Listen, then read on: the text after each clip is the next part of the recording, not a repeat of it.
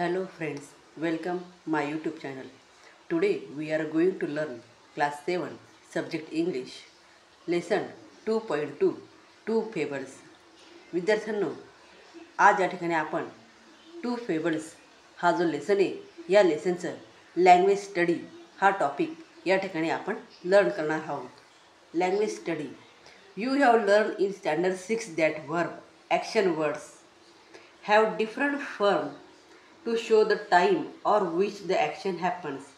या ठिकाणी मागील इयत्तेमध्ये म्हणजे स्टँडर्ड 6मध्ये तुम्ही वर्ब हे शिकलेले होते. वर्ब म्हणजे असे वर्ब की जे ॲक्शन वर्ड असतात. तुम्ही कोणकोणती कृती करतात हे त्या वर्बवरून लक्षात येतं, त्यांना ॲक्शन वर्ड असे म्हणतात. मग असे जे ॲक्शन वर्ड आहे, जे वर्ब आहे, हे तुम्ही इयत्ता 6वीमध्ये शिकलेले होते.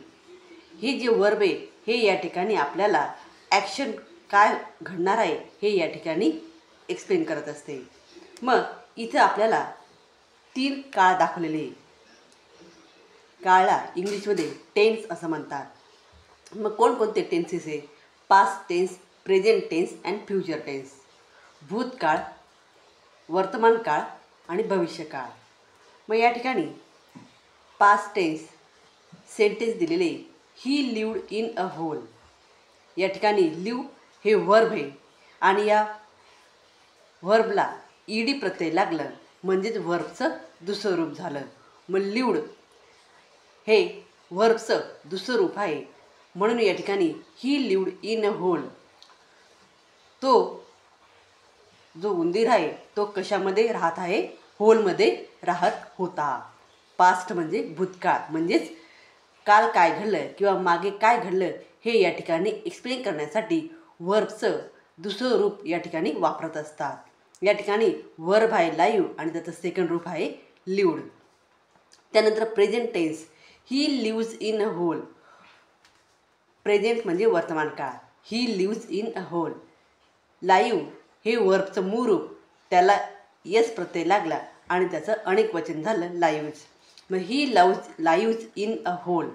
तो जो उंदीर आहे तो त्या बिळामध्ये राहत आहे.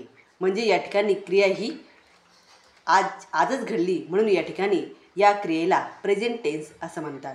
त्यानंतर future tense, he will live in a hole. तो त्या बिळामध्ये राहणार आहे. मग विल लिव्ह म्हणजेच भविष्यात पुढे कधीतरी घडणार आहे. हे या ठिकाणी विल लिव्ह हे जे वर्ब आहे यावरून या ठिकाणी लक्षात येतं. अशा प्रकारे हे 3 ॲक्शन वर्ड्स या ठिकाणी आपल्याला पाहायला मिळाले. लिव्ड, लाईव्ज आणि विल लिव्ह. यावरून लक्षात येतं की त्या ठिकाणी तो उंदीर काय करणार आहे, काल काय करत होता, आज काय करणार आहे आणि उद्या काय करणार आहे.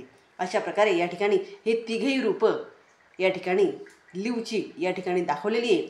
आणि पास्ट टेन्समध्ये लिव्ड हे वर्ब वापरतात, प्रेझेंट टेन्समध्ये लाईव्ज हे वर्ब वापरतात आणि फ्युचर टेन्समध्ये विल लिव्ह हे वर्ब वापरतात. अशा प्रकारे एकाच वर्बचे 3ही काळामध्ये वेगवेगळे डिवायडेशन या ठिकाणी करून दाखवलेले आहे. You also know that the past tense formally use have D, E D और I E D at the end.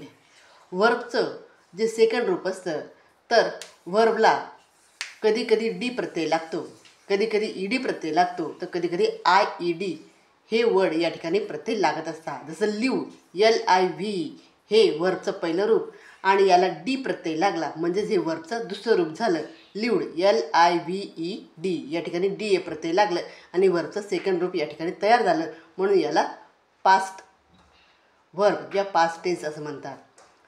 Some present tense form third person singular have S, ES और IES at the end.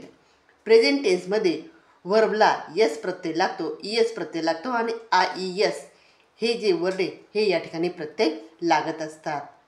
Past टेन्समध्ये D, ED आणि IED हे वर्बला प्रत्यय लागतात. Present टेन्समध्ये yes, ES आणि IES हे जे word आहे हे त्या वर्बला प्रत्यय लागत असतात.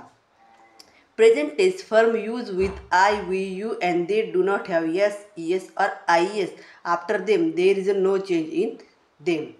The future is indicated by will and shall. आणि ज्यावेळेस फ्युचर टेन्स असतो तर फ्युचर टेन्समध्ये विल आणि शाल.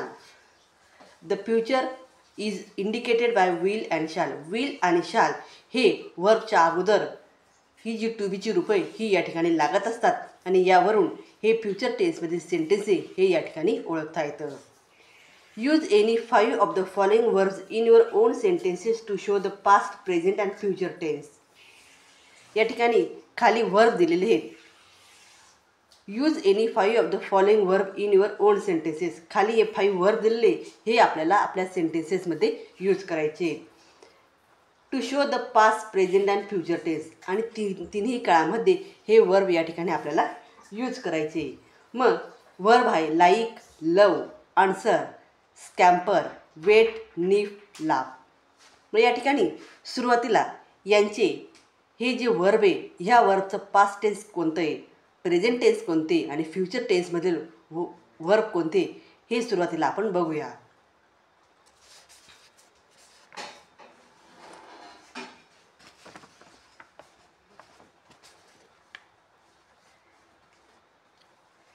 इथं पाहू शकता तुम्ही past tense, present tense and future tense.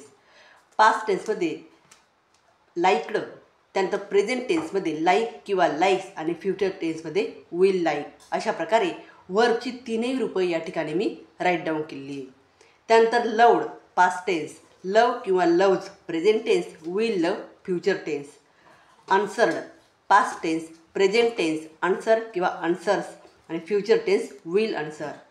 स्कॅम्पर्ड इथं ईडी प्रत्यय लागतो म्हणून हे पास्ट टेन्स. त्यानंतर स्कॅम्पर प्रेझेंट टेन्स आणि विल लागतो म्हणून will scamper future tense. Waited past tense, wait किंवा वेट्स प्रेझेंट टेन्स आणि will wait future tense. Laughed past tense, laugh किंवा laughs present tense and will laugh future tense. अशा प्रकारे वर्बची तीनही रूपं या ठिकाणी मी एक्सप्लेन केलेली आहे. तर हे जे वर्ब आहे हे आता या ठिकाणी आपल्याला सेंटेन्सेसमध्ये यूज करायची आहे. तर हे वर्ब सेंटेन्सेसमध्ये कशाप्रकारे यूज करायची हे मी नेक्स्ट व्हिडिओमध्ये एक्सप्लेन करेल. तर नेक्स्ट व्हिडिओमध्ये सेंटेन्सेस आपल्याला पाहायची आहे तर ती आपण पाहूया नेक्स्ट व्हिडिओमध्ये.